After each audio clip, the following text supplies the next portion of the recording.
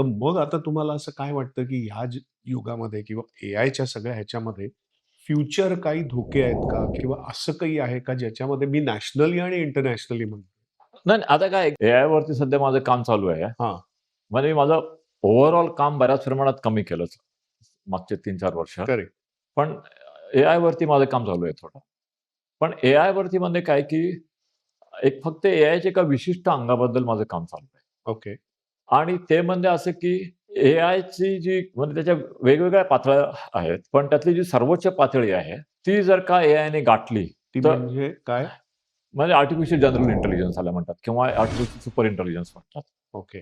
त्या पातळीपासून फक्त काही काही प्रमाणात आपण काही नॉचेस आपण आता जरा कमी आहोत. होय. तर ती जर का घातली, तर एआयमुळे संपूर्ण मानवावरती कदाचित नियंत्रण येईल, मानवसृष्टीवरती किंवा मानवसृष्टीचा नाश होऊ शकेल. ह्या दृष्टीने, ह्या दिशेने एआयची मार्गक्रमण चालू आहे. तर ते कसं थांबवायचं?